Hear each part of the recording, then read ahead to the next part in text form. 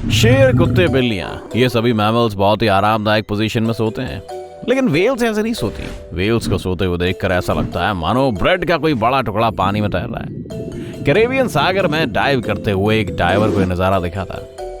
6 well सतह के नीचे लगभग 65 फीट की गहराई पर अपनी पूंछ के साथ सीधे खड़ी थी। साइंटिस्ट ने पता लगाया कि जब स्पर्म वेल झपकी लेती है तो वो इस पोजीशन में 10 से 15 मिनट तक रहती है। ना तो वो हिलती है ना ही सांस लेती है, लेकिन ये जीव अपने वक्त का सिर्फ 7% हिस्सा ही सोते हुए गुजारते हैं, जो कि बाकी मैमल से काफी कम है। आमतौर पर या तो ये पानी में शांति के साथ आराम कर रही होती हैं या दूसरे समुद्री जानवरों के साथ धीमी गति से तैरती हुई नजर आती हैं। जब ये एक ही वक्त पर चल भी रही होती हैं और सो भी रही होती हैं तो ये असल में एक झपकी ले रही होती हैं।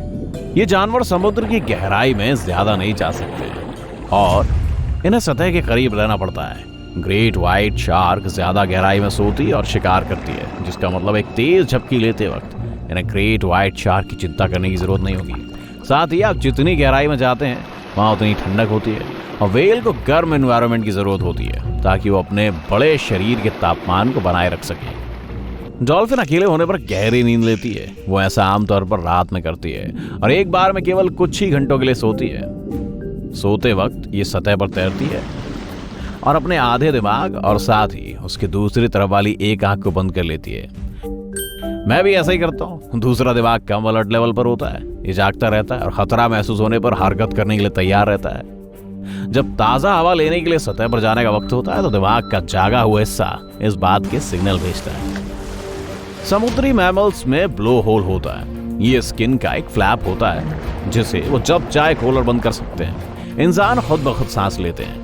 सोते हुए भी आपके शरीर को मालूम होता है कि उसे क्या करना है, लेकिन वेल और डॉल्फिन में एक वॉलंटरी ब्रीथिंग सिस्टम होता है। इसका मतलब है कि उन्हें हवा लेने के लिए जानबूझकर सतह पर जाना पड़ता है और उनके दिमाग का एक हिस्सा ये बताने के लिए जागता रहता है कि अब ऊपर जाने का वक्त हो गया है। वेल और डॉल्फिन दूसरी स्पीशीज की तुलना में ज्यादा वक्त तक अपनी सांस रोक कर रख सकती हैं। उनमें कार्बन डाइऑक्साइड की भी हाई टॉलरेंस होती है और वो ज्यादा हवा ले सकती हैं। उनके रेड ब्लड सेल्स ज्यादा ऑक्सीजन जमा करते हैं। वेल और डॉल्फिन का खून शरीर के सिर्फ उन अंगों में जाता है जिन्हें वाकई में ऑक्सीजन की जरूरत होती है। अगर वेल सिर्फ तैरने के लिए जरूरी अंग जैसे दिमाग, दिल, फिन और कुछ मसल्स का इस्तेमाल करती है तो सिर्फ इन अंगों को ही ऑक्सीजन मिलेगी। डाइजेशन और दूसरे फंक्शन को ऑक्सीजन के लिए इंतजार करना पड़ेगा। समुद्र कोई ऐसी जगह नहीं है जहां पर आप चैन की सांस ले सकें और आराम से सो सकें। सोते वक्त मछलियां अपनी हरकत कम कर देती हैं। उनका मेटाबॉलिज्म धीमा हो जाता है।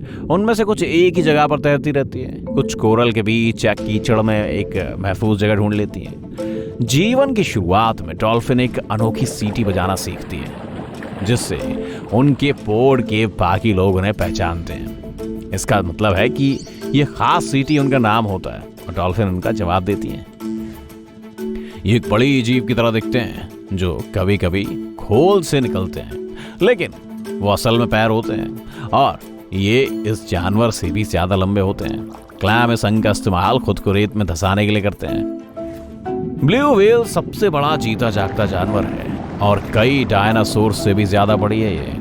ये 100 फीट से भी ज्यादा लंबी हो सकती है और इसका वजन लगभग 200 टन होता है। ये 50 हाथियों जितनी है। एक अकेली ब्लू व्हेल की जीभ का वजन भी एक हाथी के वजन से ज्यादा हो सकता है। इतने बड़े जानवर को काफी ज्यादा खाने की जरूरत होती है, बस एक बार में कुछ 5 लाख कैलोरी।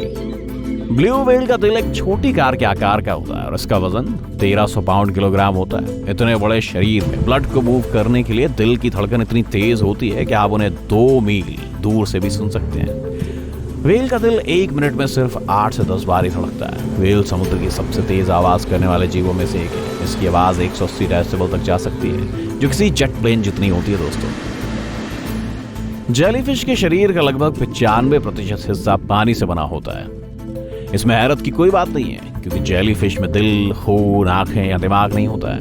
उनके शरीर का वजन का बाकी 5% हिस्सा प्रोटीन, मसल्स और नर्व सेल्स होते हैं। जेलीफिश लगभग 500 मिलियन साल से भी ज्यादा पुरानी है। ये जीव ज्यादा नहीं बदले हैं और आज की जेलीफिश लगभग वैसी है जैसे इसके पूर्वज थे।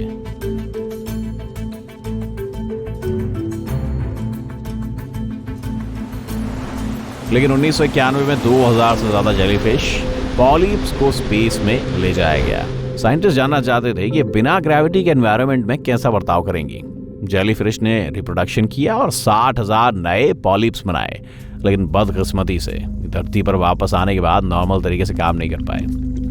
जेलीफिश की एक बड़ी प्रजाति सचमुच हमेशा के लिए जिंदा रह सकती है। जैसे जैसे बड़ी होती है, क्रिटर फिर से पॉलिप बनने के लिए समुद्र तल पर चला जाता है और वो पॉलिप उसे जेनेटिक्स के साथ एक नई जेलीफिश में बदल जाता है। ग्रीनलैंड शार्क 500 सालों तक जिंदा रह सकती है और वर्टेब्रेट्स के बीच लगभग सबसे लंबे समय तक जिंदा रहने वाला जीव है ये। स्पर्म व्हेल मिलनसार जीव है, वो जिंदगी भर अपने परिवार से घिरे रहते हैं। ये जानवर एक दूसरे का साथ देते हैं और इनके करीबी दोस्त भी होते हैं, जिन्हें अगर लंबे वक्त तक ये नहीं देखें तब भी याद रखते हैं। इलेक्ट्रिक ईल की आंखें छोटी होती हैं, जो बिना रोशनी वाले एनवायरनमेंट में काम नहीं करती हैं, इसलिए ज्यादातर अपने इलेक्ट्रिक ऑर्गन्स पर निर्भर रहती हैं। इनमें 6000 सेल्स होते हैं। ईल इनका इस्तेमाल बैटरी की तरह बिजली को स्टोर करने के लिए करती है। ये जीव बिजली का इस्तेमाल वैसे ही करते हैं जैसे चमगादड़ अपने रेडार का या डॉल्फिन अपने सोनार का करते हैं। एक ईल इतनी बिजली पैदा कर सकती है जिससे लाइट बल्ब का एक पैनल जलाया जा सकता है। एक छोटी ट्रॉपिकल आर्चर फिश है जो इंसानी चेहरों को पहचानना सीख सकती है। इसमें अपने मुंह से पानी थूकने की दिलचस्प कुव्वत होती है। रिसर्चर्स ने इस मछली को अगल बगल रखे 2 अलग अलग चेहरों की इमेज दिखाई, एक अनजान थी और दूसरी जानी पहचानी। मछली को जानी पहचानी इमेज पर पानी थूकना था। इस जीव ने 80% से ज्यादा बार सही अंदाजा लगाया।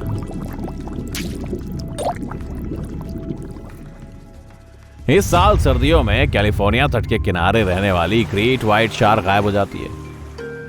ऐसा लगता है जैसे वो 30 से 40 दिन की छुट्टी पर जाती है। ये जानवर हवाई और मैक्सिको के बीच आधे रास्ते में चले जाते हैं।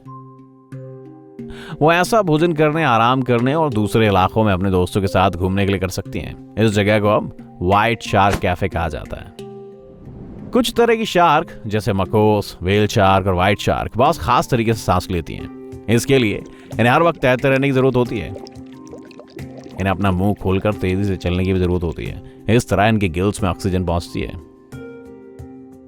समुद्री स्पंज कुछ सबसे पुराने जानवर हैं। ये चल फिर नहीं सकते और इन्हें मुंह, आंखें, हड्डियां, दिल, दिमाग, फेफड़े और कोई ऑर्गन नहीं होता इनमें, और फिर भी जिंदा रहते हैं।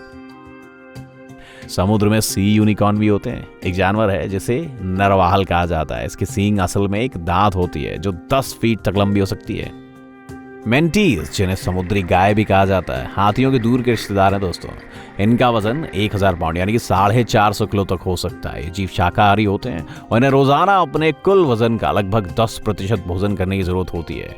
वैसे ये काफी सारा समुद्री सैलेड है। कुछ मामलों में मैनेटीज मगरमच्छों के साथ रहते हैं, लेकिन वो काफी अच्छे से घुल मिल जाते हैं। आप फ्लोरिडा की एक फोटो देख सकते हैं जिसमें एक मगरमच्छ एक मेंटीज की पीठ पर सवारी कर रहा है। फ्रॉग फिश में खास फिन होते हैं जो इन जीवों को रेत के साथ चलने में मदद करता है। ये उथले पानी में बहुत काम आते हैं। घोस्ट पाइप फिश मुश्किल से नजर आती है, लेकिन जब आप इसे देखेंगे तो वाकई में हैरान रह जाएंगे। इनके शरीर के 40% से भी ज्यादा हिस्से में सिर्फ इसका सिर होता है। केकड़े खाने को मुंह में डालने जैसी फॉर्मेलिटी में अपना समय बर्बाद नहीं करते हैं, इसलिए वो अपने खाने को पैरों से ही चख लेते हैं। इनके टेस्ट बड्स इनके पैरों में होते हैं। समुद्री इगुआना हमारे ग्रह की अकेली ऐसी छिपकली है जिसे समुद्र में समय बिताना पसंद है। भले ही ज्यादातर जमीन पर रहती हो, ये शाकाहारी होती हैं और उथले पानी में भोजन करती हैं और सांपों की तरह तैरती हैं।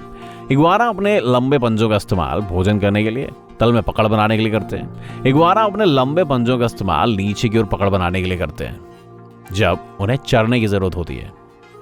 माइग्रेशन के दौरान कुछ कछुए 12,250 किलोमीटर को पार कर सकते हैं। वो अंडे देने के लिए अपने लिए सही जगह खोजने की कोशिश करते हैं। जब वो पानी के अंदर होते हैं ना तो पेंगुइन की तरह तैरते हैं और 40 किलोमीटर प्रति घंटे की रफ्तार पकड़ सकते हैं। 500 मिलियन साल से भी पहले, मैंने सुना है, अब तक अवतार नहीं लिया था, गहरे समुद्र के कीड़ों और इंसानों के एक ही कॉमन पूर्वज हुआ करते थे। इसीलिए हम अभी भी अपनी जीन का 70% इन जीवों, सी स्टार, स्क्विड और ऑक्टोपस के साथ शेयर करते हैं। हमारे ग्रह के 70% से भी ज्यादा हिस्से में महासागर है और इनके 80% से ज्यादा हिस्से के बारे में हमें कुछ नहीं मालूम है। समुद्र में 1 बिलियन से भी ज्यादा स्पीशीज रहती हैं, लेकिन सिर्फ जानवर ही नहीं है। समुद्र तल पर 30 लाख जहाजों के मलबे पड़े हैं जो अपने अंदर कई रहस्यमय कहानियां छुपाए हुए हैं। उनमें से कई की खोज करना अभी बाकी है।